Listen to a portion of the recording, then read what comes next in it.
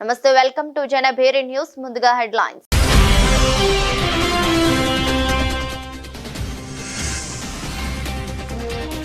భారత్ కు చేరుకున్న ముంబై ఉగ్రదాడి సూత్రధారి తహవ్వూర్ రాణా 18 రోజుల కస్టడీ విధించిన ఎన్ఐఏ కోర్టు.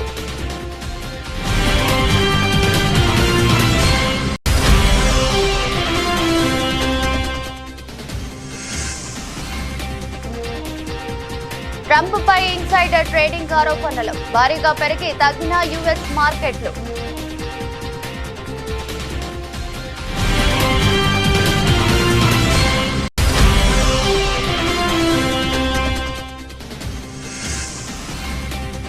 దేశ అభివృద్ధిలో రోడ్లది కీలక పాత్ర అన్న నితిన్ గడ్కరీ. రోడ్లు బాగున్నా దేశం అభివృద్ధి చెందుతుందని వ్యాఖ్య.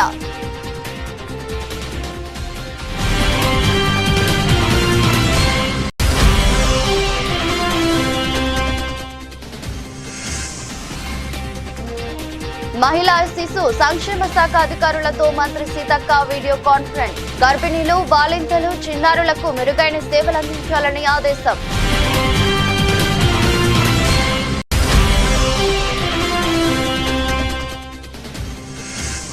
పోలీసులపై జగన్ మరోసారి సంచలన వ్యాఖ్యలు.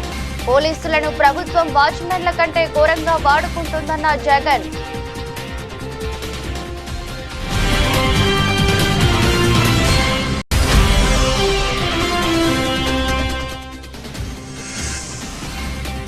జగన్ మంచి ఫైటర్, ఎమ్మెల్సీ కవిత ఆసక్తికర వ్యాఖ్యలు.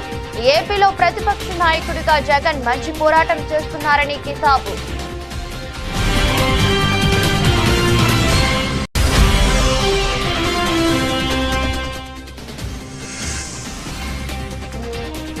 విద్యారంగంలో విప్లవాత్మక మార్పులు, ఏపీ ప్రభుత్వం కీలక నిర్ణయం.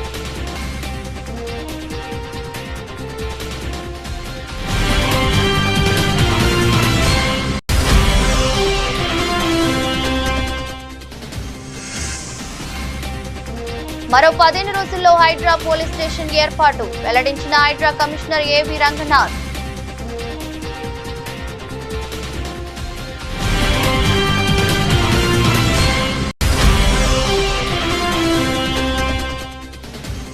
సుప్రీంకోర్టు సాధికార కమిటీకి 200 పేజీల నివేదిక అందజేసిన బీఆర్ఎస్ బృందం. హెచ్సియు భూముల అంశంలో రాష్ట్ర ప్రభుత్వం అన్ని నిబంధనలను ఉల్లంఘించిందన్న హరీష్ రావు.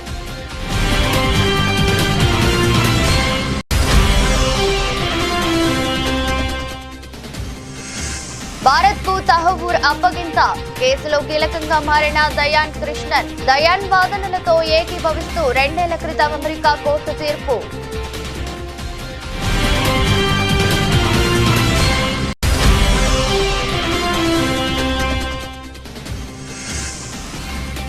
వైఎస్ భారతిపై అనుచిత వ్యాఖ్యలు, కూటమి ప్రభుత్వానికి షర్మిల విజ్ఞప్తి.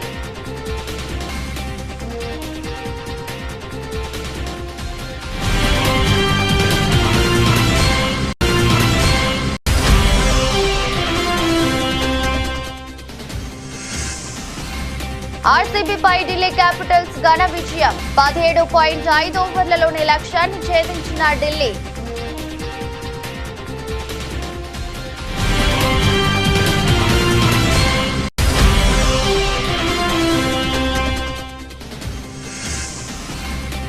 లాభాల్లో దూసుకెళ్తున్న స్టాక్ మార్కెట్లు. సెన్సెక్స్ 1140 పాయింట్ల జంప్.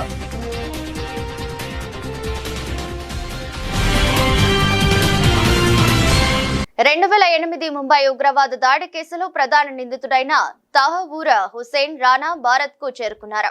అతడిని అమెరికా నుండి తీసుకువచ్చిన ప్రత్యేక విమానం ఢిల్లీ విమానాశ్రయంలో ల్యాండ్ అయింది. అక్కడి నుండి అతడిని అధికారులు ప్రత్యేక భద్రతా నడుమ తిహార్ జైలుకు తరలించారు.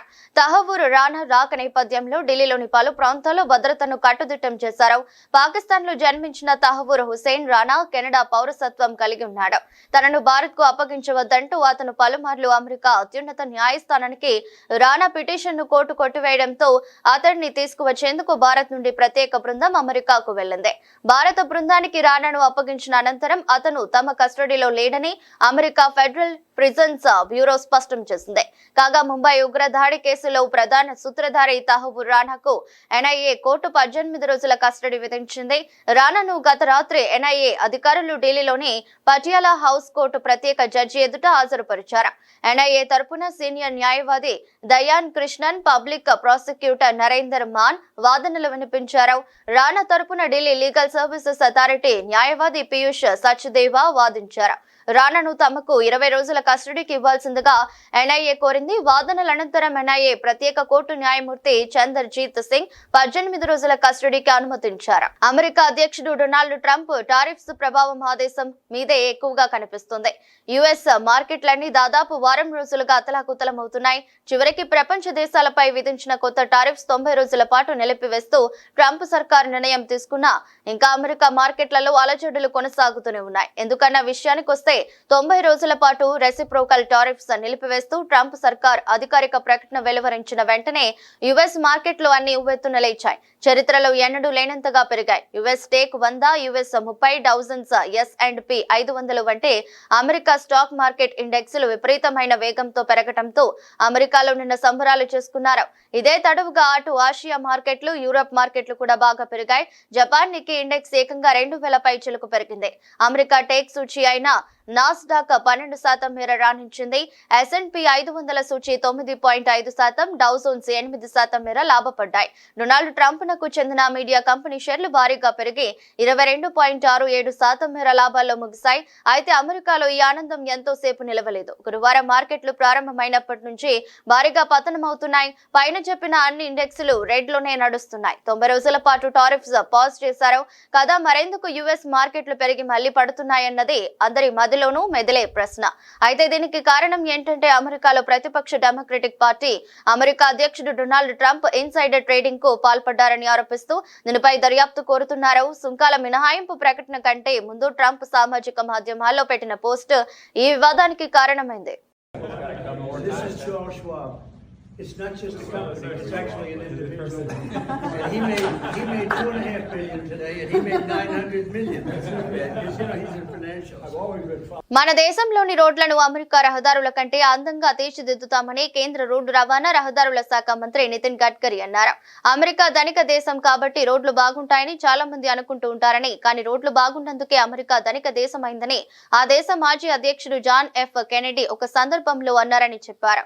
దేశ అభివృద్ధిలో రహదారులు అత్యంత కీలక పాత్ర పోషిస్తాయని అన్నారు.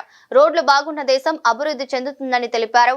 మన రోడ్లకు సంబంధించి తాను కేవలం హామీలు మాత్రమే ఇవ్వటం లేదని చేసి చూపిస్తానని నితిన్ గడ్కరీ అన్నారు. కేంద్రంలో బీజేపీ ప్రభుత్వం వచ్చిన తర్వాత జాతీయ రహదారుల బాధ్యతను తనకు అప్పగించారని, గత 11 ఏళ్లలో దేశ వ్యాప్తంగా ఎన్నో రహదారులు, ఫ్లైఓవర్లను నిర్మించామని చెప్పారు. గర్భిణీలు, బాలింతలు, చిన్నారులకు మెరుగైన సేవలు అందించడంతో పాటు పరిశుభ్రత, పౌష్టికాహారంలో తెలంగాణ అంగన్వాడీలు దేశానికి ఆదర్శంగా నిలవాలని మహిళా శిశు సంక్షేమ శాఖ మంత్రి సీతక్క ఆకాంక్షించారు. సచివాలయంలో మహిళా శిశు సంక్షేమ శాఖ అధికారులతో మంత్రి వీడియో కాన్ఫరెన్స్ నిర్వహించారు. ఈ సందర్భంగా మంత్రి మాట్లాడుతూ కేంద్రం రాష్ట్రాలకు గ్రేడింగ్లు ఇచ్చిన విధంగా రాష్ట్రం జిల్లాలకు గ్రేడింగ్లు ఇచ్చే విధానాన్ని తీసుకొస్తామని చెప్పారు. అంగన్వాడీ కేంద్రాలకు సరఫరా చేసే సరుకుల్లో నాణ్యత లోపిస్తే అందుకు బాధ్యులైన వారిని బ్లాక్ లిస్టులో పెడతామని హెచ్చరించారు. అంగన్వాడీ సిబ్బంది విధి నిర్వహణలో అలసత్వం వహించవద్దని సూచించారు. కార్యక్రమంలో మహిళా శిశు సంక్షేమ శాఖ కార్యదర్శి అనిత రామచంద్రన్, డైరెక్టర్ కాంతి వెస్లీ పాల్గొన్నారు. ఏపీ మాజీ సీఎం వైసీపీ అధినేత ఇటీవల పోలీసులపై వివాదాస్పద వ్యాఖ్యలు చేసిన విషయం తెలిసిందే. మళ్లీ తాము అధికారంలోకి వచ్చిన తర్వాత పోలీసుల బట్టలుడదీస్తామని అన్నారు. ఇప్పుడు మరోసారి జగన్ పోలీసులపై సంచలన వ్యాఖ్యలు చేశారు. పోలీసులను కూటమి ప్రభుత్వం వాచ్మెన్ల కంటే ఘోరంగా వాడుకుంటుందని ఆరోపించారు. ఉమ్మడి కర్నూలు జిల్లా వైసీపీ నేతలు, కార్యకర్తలతో జగన్ సమావేశమయ్యారు. ఈ సందర్భంగా రాష్ట్రంలోని చంద్రబాబు ప్రభుత్వంపై తీవ్ర విమర్శలతో విరుచుకుపడ్డారు. ముఖ్యమంత్రి అన్ని వర్గాల వారిని మోసం చేశారని దుయ్యబట్టారు. హామీల అమలు పాలనలో చంద్రబాబు పూర్తిగా విఫలమయ్యారని విమర్శించారు. కూటమి ప్రభుత్వం ఇప్పటికే 2 బడ్జెట్లు ప్రవేశపెట్టినా హామీల అమలు జరగలేదని మండిపడ్డారు. టీడీపీ నేతలు ప్రజల వద్దకు వెళ్లే పరిస్థితి లేదని ఎద్దేవా చేశారు.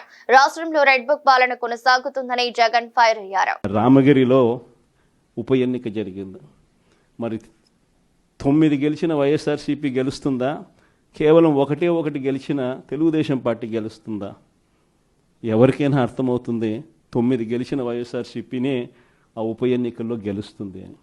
కానీ ఆ ఎన్నికల్లో ఆ రిజల్ట్ను తారుమారు చేసేందుకు ఏకంగా పోలీస్ ప్రొటెక్షన్తో ఎంపీటీసీలు ప్రయాణం చేయాల్సి వచ్చింది.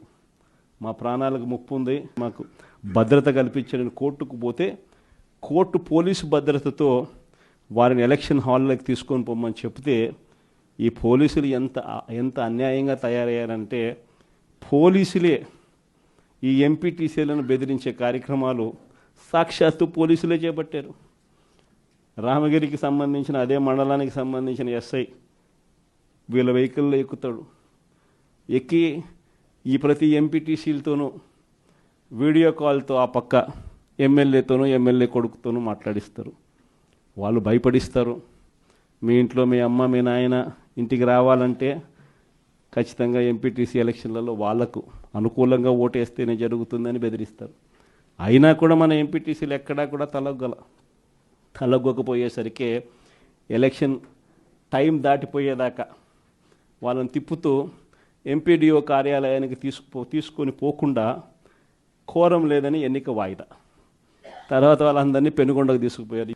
అక్కడికి తీసుకొని పోయి అక్కడ వాళ్ళందరినీ బైండ్ ఓవర్ చేసే కార్యక్రమం వీళ్ళు చేస్తారు. ఏమయ్యా ఈ అన్యాయం అని చెప్పి మన పార్టీ జిల్లా అధ్యక్షురాలు ఉషమ్మ గట్టిది స్టీల్ లేడీ అని చెప్పాలి, ఆవిడతో పాటు కంటెస్ట్ చేసిన ఎమ్మెల్యే ఇద్దరు పోయి మా ఎంపీటీసీలు మీరు ఎలా నిర్బంధిస్తారని చెప్పి పెనుగొండలో ఆయన ధర్నా చేస్తే ధర్నా చేసినందుకు వీళ్ళ మీద కేసులు. వీళ్ళు మా పార్టీకి సంబంధించిన మా ఎంపీటీసీలకు తోడుగా నిలబడేదానికి వీళ్ళు పోతే వీళ్ళ మీద కేసులు పెట్టి అరాచకం సృష్టించే కార్యక్రమం ఇద్దరితో ఆగల. మళ్ళీ రామగిరిలో మళ్ళీ ఎన్నిక జరపాల్సి వస్తుంది కాబట్టి భయానక వాతావరణం క్రియేట్ చేయడం కోసం అని చెప్పి లింగమయ్య అని చెప్పి మన పార్టీకి సంబంధించిన ఒక కురుబ నాయకుడు, ఒక బీసీ నాయకుడు ఏకంగా యాక్టివ్గా ఉన్నాడు అని ఆ మనిషిని కొట్టి చంపారు. నిజంగా ఆశ్చర్యం అనిపించింది, బాధ అనిపించింది. ఎందుకు ఈ రాజకీయాలు ఈ స్థాయికి దిగజారుస్తున్నారు అని చెప్పి. బీఆర్ఎస్ ఎమ్మెల్సీ కల్వకుంట్ల కవిత తాజాగా ఓ ఇంగ్లీష్ ఛానల్ కు ఇచ్చిన ఇంటర్వ్యూలో ఏపీ మాజీ సీఎం వైసీపీ అధినేత వైఎస్ జగన్ పై ఆసక్తికర వ్యాఖ్యలు చేశారు. దేశ రాజకీయాలు ప్రస్తుతం గులాబీ పార్టీ ఎదుర్కొంటున్న సవాళ్లు, అటు ఏపీ రాజకీయాలను ప్రస్తావించారు.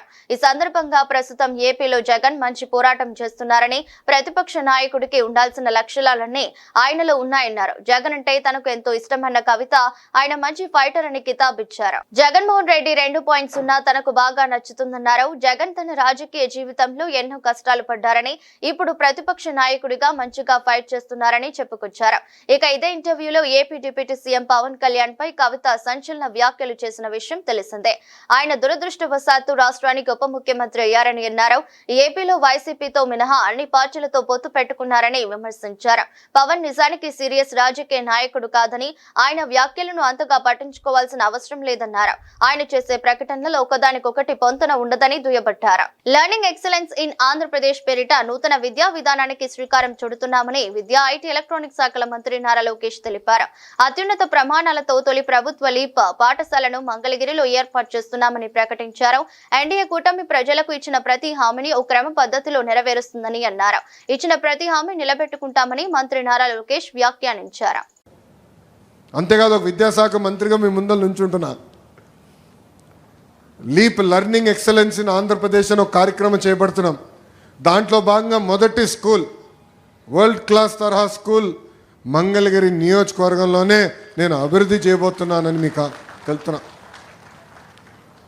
కాంట్రాక్టర్లు కొంచెం భయపడుతున్నారు తల్లి, ఎందుకంటే నేను ఎక్కువ టైం ఇవ్వట్లేదు. 50 రోజుల్లో ఆ స్కూల్ మొత్తం రూపురేఖలు మారిపోవాలని చెప్తున్నా.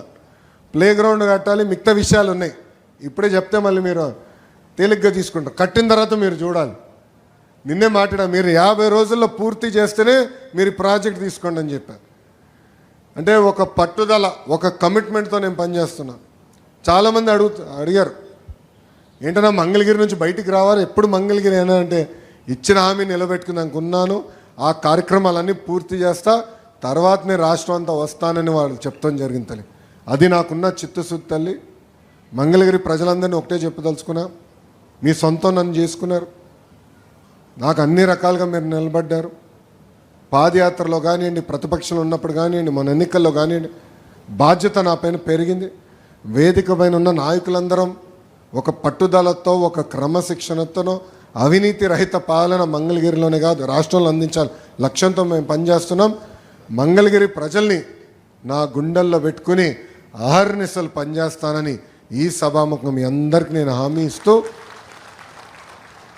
గతంలో బాబు సూపర్ 6 అంటే చంద్రబాబు నాయుడు గారు కూటమి ఇచ్చిన హామీలని కొన్ని పూర్తి చేసాం, కొన్ని మే జూన్ మాసంలో ఆ హామీలు నిలబెట్టుకోబోతున్నాం. ఇంకో పక్కన మంగళగిరి నియోజకవర్గానికి ప్రత్యేకంగా నేను కొన్ని హామీలు ఇచ్చాను. ఆ హామీలన్నీ కూడా యుద్ధ ప్రాతిపదికంగా అమలు చేసే బాధ్యత మీ లోకేష్ తీసుకుంటాడని మీ అందరు తెలుపుకుంటూ, హైడ్రా వచ్చిన తర్వాత హైదరాబాద్ రియల్ ఎస్టేట్ రంగం పడిపోయిందనడం సరికాదని హైడ్రా కమిషనర్ ఏవి రంగనాథ్ అన్నారు. మార్కెట్లో స్తబ్దతకు హైడ్రా బాధ్యత వహించిందని, హైడ్రా ఏర్పాటుకు ముందే అమ్ముడుపోని ఫ్లాట్లు చాలా ఉన్నాయని తెలిపారు. ప్రజాస్తులను రక్షించడం, పారదర్శకతను పెంపొందించడమే తమ పాత్ర అన్నారు. ఎల్బీ నగర్ లో హెచ్ఆర్సీఎస్ ఇండియా గురువారం నిర్వహించిన కార్యక్రమానికి హాజరైన సందర్భంగా రంగనాథ్ మాట్లాడుతూ, మరో 15 రోజుల్లో హైడ్రా పోలీస్ స్టేషన్ ఏర్పాటు చేస్తామని తెలిపారు. చెరువుల ఆక్రమణలు, ఫుల్ ట్యాంక్ లెవెల్స్ ను గుర్తించేందుకు శాటిలైట్ రిమోట్ సెన్సింగ్ టెక్నాలజీని వినియోగించేందుకు నేషనల్ రిమోట్ సెన్సింగ్ సెంటర్ తో ఒప్పందం చేసుకోవాలని హైడ్రా యోచిస్తుందన్నారు.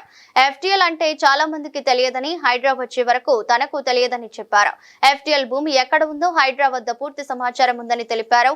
ప్రభుత్వ భూములను కబ్జా కొరల నుంచి కాపాడేందుకు హైడ్రా వచ్చిందన్నారు. కొంతమంది రియల్ ఎస్టేట్ స్వార్థ పరుల వల్ల ప్రజలు మోసపోతున్నారని, ప్రజలకు మంచి చేసే వారికి హైడ్రా అండగా ఉంటుందని చెప్పారు. కంచ గచ్చబౌలి భూముల్లో రేవంత్ సర్కార్ పర్యావరణ, జీవ వైవిధ్య విధ్వంసానికి పాల్పడిందని బీఆర్ఎస్ నేత మాజీ మంత్రి హరీష్ రావు తెలిపారు.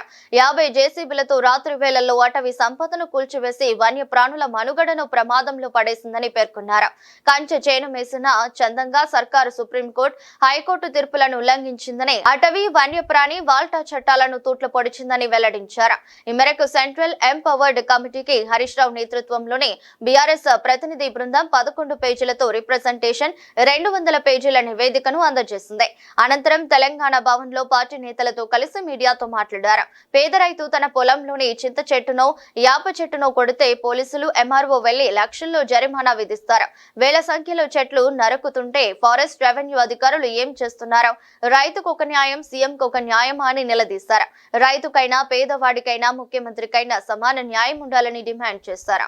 కంచగచ్చిబౌలిలో రాష్ట్ర ప్రభుత్వం అన్ని నియమ నిబంధనలను ఉల్లంఘించి పండగ రోజుల్లో, సెలవు దినాల్లో అడవుల విధ్వంసానికి, వన్యప్రాణుల విధ్వంసానికి పాల్పడినటువంటి తీరును ఈరోజు ఢిల్లీ నుంచి వచ్చినటువంటి సెంట్రల్ ఎన్విరాన్మెంట్ అడ్వైజరీ కమిటీకి వివరించడం జరిగింది. బీఆర్ఎస్ పార్టీ ఆధ్వర్యంలో మేమందరం కూడా ఒక డెలిగేషన్ గా వెళ్లి ఈ రాష్ట్రంలో ఏ రకంగా అడవుల విధ్వంసం జరుగుతూ ఉంది, వన్యప్రాణుల పట్ల ఎంత దారుణంగా ఈ రాష్ట్ర ప్రభుత్వం వ్యవహరిస్తూ ఉందనేటువంటి విషయాల్ని డీటెయిల్డ్ గా కమిటీకి అన్ని డాక్యుమెంట్లతో, ఆధారాలతో 11 పేజీల రిప్రజెంటేషన్ ఇవ్వడం జరిగింది. దాదాపు 200 పేజీల డాక్యుమెంట్స్ అన్ని కూడా వారికి సబ్మిట్ చేయడం జరిగింది. కమిటీ కొన్ని క్వశ్చన్స్ కూడా మమ్మల్ని వేశారు. వాటన్నిటికీ కూడా మేము ఆన్సర్స్ ఇచ్చాం. కొన్ని డాక్యుమెంట్స్ కూడా వారికి ఇవ్వడం జరిగింది. ముఖ్యంగా ఈరోజు మనందరం కూడా చూస్తూ ఉంటాం, రాష్ట్రంలో ఒక పేద రైతు తన పొలంలో ఉన్న చింత చెట్టో, యాప చెట్టో కొట్టుకుంటే ఎంఆర్ఓ, ఎస్ఐ పోయి ఆ ట్రాక్టర్ను సీజ్ చేస్తారు, పోలీస్ స్టేషన్ తీసుకుపోతారు, ఆ రైతు మీద కేసులు పెడుతుంటారు, లక్షల రూపాయల పెనాల్టీ వేస్తుంటారు. మరి ఇక్కడ వేలాది చెట్లు, వందలాది ఎకరాల్లో నరుకుతా ఉంటే ఏం చేస్తున్నట్టు? రెవెన్యూ వ్యవస్థ ఏం చేస్తున్నట్టు? ఫారెస్ట్ డిపార్ట్మెంట్ ఏం చేస్తున్నట్టు? ఎందుకు కళ్ళు మూసుకున్నారు? అంటే పేద రైతుకో న్యాయం, రేవంత్ రెడ్డికో న్యాయం ఉంటుందా? న్యాయం అనేటువంటిది, చట్టం అనే దానికి అది ముఖ్యమంత్రి అయినా, ఒక రైతు అయినా అందరూ సమానమే.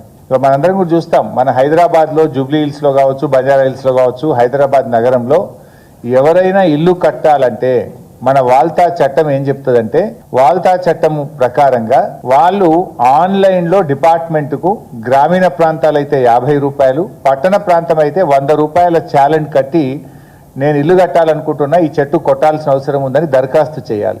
ఆ దరఖాస్తును పరిశీలించిన తర్వాత కమిటీ ఒక్కొక్క చెట్టుకు 450 రూపాయలు డిపాజిట్ చేయమని చెప్తుంది. అదేవిధంగా ఒక చెట్టు కొడితే 2 చెట్లు పెంచాలనే నిబంధన ఉంటుంది. సో దాన్ని ఆ కమిటీ రికమెండ్ చేసిన తర్వాత 450 రూపాయలు ఫారెస్ట్ డిపార్ట్మెంట్ కట్టిన తర్వాత అనుమతి ఇచ్చిన తర్వాత చెట్టు కొట్టాలి. ముంబై పేలుళ్ల ప్రధాన నిందితుడు తహవ్వూర్ రానాను అమెరికా నుండి విజయవంతంగా భారత్ కు తీసుకురావడంలో సీనియర్ న్యాయవాది దయాన్ కృష్ణన్ కీలక పాత్ర పోషించారు. ప్రస్తుతం దయాన్ కృష్ణన్ పేరు దేశవ్యాప్తంగా మారుమోగుతుంది. అమెరికా న్యాయస్థానంలో భారత ప్రభుత్వం తరపున వాదనలు వినిపించి తహవ్వూర్ ను మన దేశానికి రప్పించడంలో ఆయన కీలకంగా వ్యవహరించారు. ఢిల్లీ ప్రత్యేక కోర్టులో తహవ్వూర్ పై జరగనున్న విచారణలో కూడా దయాన్ కృష్ణన్ ఎన్ఐఏ తరపున వాదనలు వినిపించనున్నారు. సుప్రీంకోర్టులో ప్రాక్టీస్ చేస్తున్న సీనియర్ న్యాయవాది దయాన్ కృష్ణన్ దేశంలో పేరొందిన క్రిమినల్ లాయర్లలో ఒకరుగా ఉన్నారు. నేషనల్ లా స్కూల్ నుంచి 1993లో పట్టా పొందిన ఆయన 1999 నుంచి స్వతహాగా ప్రాక్టీస్ ప్రారంభించారు. 2001లో పార్లమెంటుపై ఉగ్రదాడి, కావేరీ జల వివాదం వంటి కేసుల్లో వాదించి మంచి గుర్తింపు తెచ్చుకున్నారు. 2012లో సంచలనం సృష్టించిన నిర్భయ కేసులో స్పెషల్ పబ్లిక్ ప్రాసిక్యూటర్ గా కూడా వ్యవహరించారు. 2010 నుంచి ఆయన ముంబై దాడి కేసును వాదిస్తున్నారు.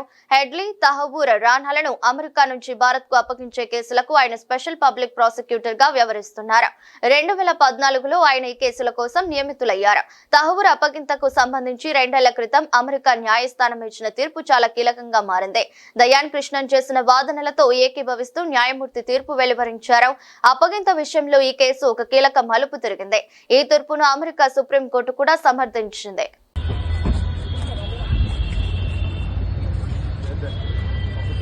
Sir, would you like to comment? Sir, would you like to comment on anything regarding this Tahawur Rana case?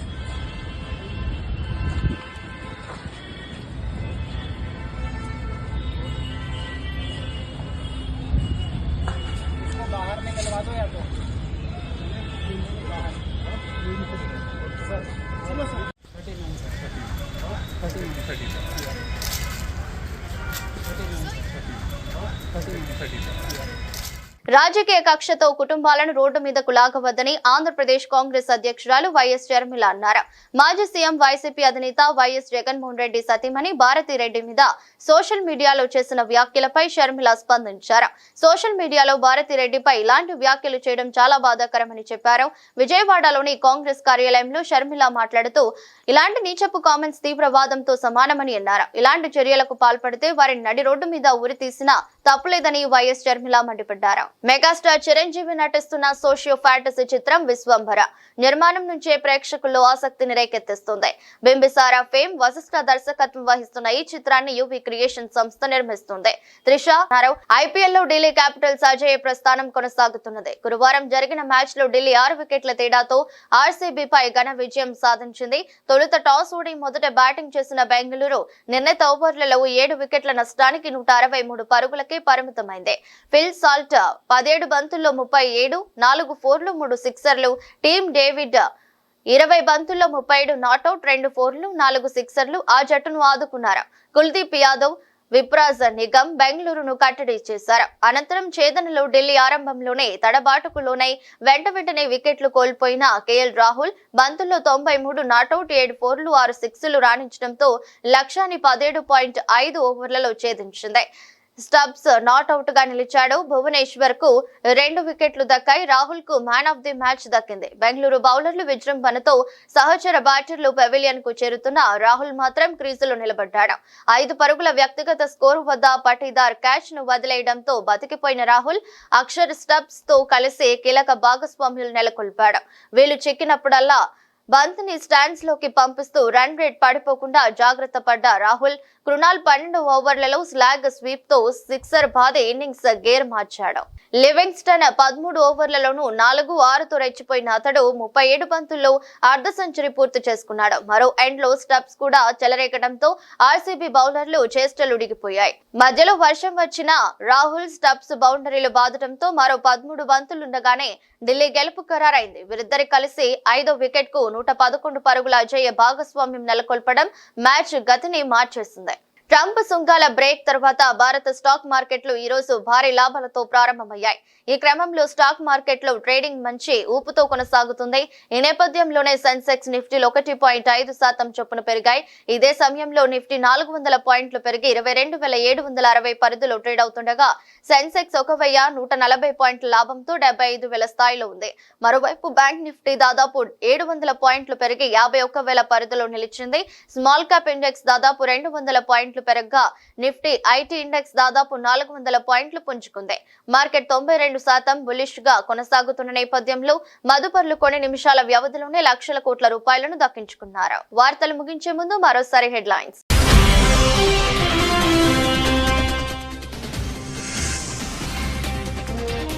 Bharat కు చేరుకున్న ముంబై ఉగ్రదాడి సూత్రధారి తహవూర్ రాణా 18 రోజుల కస్టడీ విధించిన ఎన్ఐఏ కోర్టు.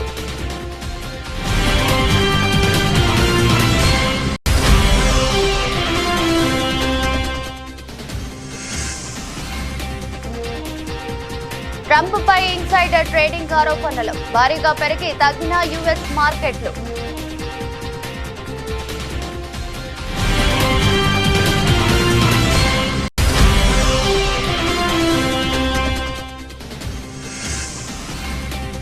దేశ అభివృద్ధిలో రోడ్లది కీలక పాత్ర అన్న నితిన్ గడ్కరీ. రోడ్లు బాగున్నా దేశం అభివృద్ధి చెందుతుందని వ్యాఖ్య.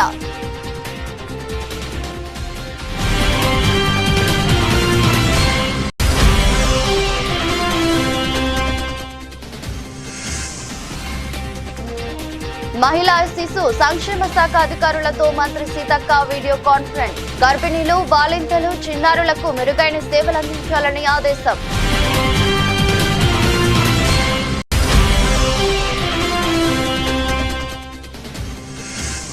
పోలీసులపై జగన్ మరోసారి సంచలన వ్యాఖ్యలు.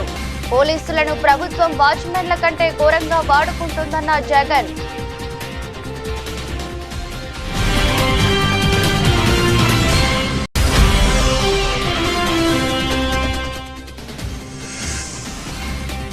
జగన్ మంచి ఫైటర్, ఎమ్మెల్సీ కవిత ఆసక్తికర వ్యాఖ్యలు. ఏపీలో ప్రతిపక్ష నాయకుడిగా జగన్ మంచి పోరాటం చేస్తున్నారని కితాబు.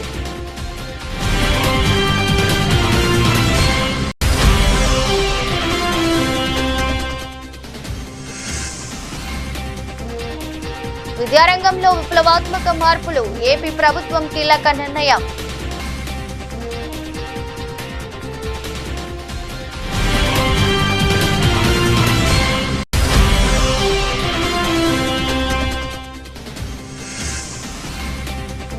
మరో 15 రోజుల్లో హైడ్రా పోలీస్ స్టేషన్ ఏర్పాటు వెల్లడించిన హైడ్రా కమిషనర్ ఏవి రంగనాథ్.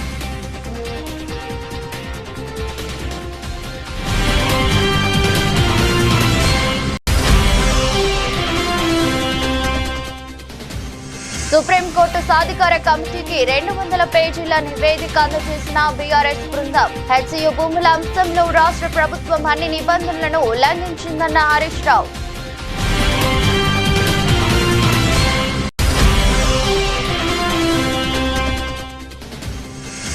భారత్ కు తహవూర్ అప్పగింత కేసులో కీలకంగా మారిన దయాన్ కృష్ణన్. దయాన్ వాదనలతో ఏకీభవిస్తూ 2 ఏళ్ల క్రితం అమెరికా కోర్టు తీర్పు.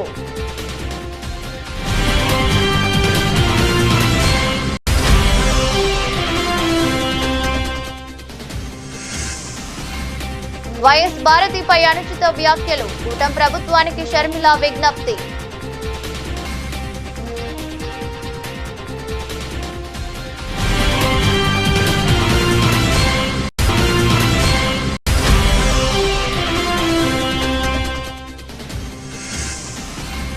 ఆర్సీబీపై ఢిల్లీ క్యాపిటల్స్ ఘన విజయం. 17.5 ఓవర్లలోనే లక్ష్యాన్ని ఛేదించిన ఢిల్లీ.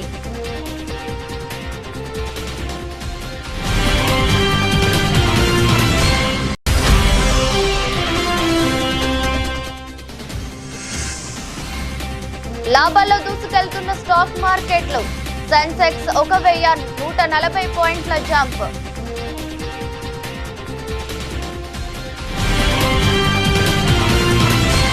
ఇది బులెటిన్. మరో బులెటిన్లో మళ్ళీ కలుద్దాం.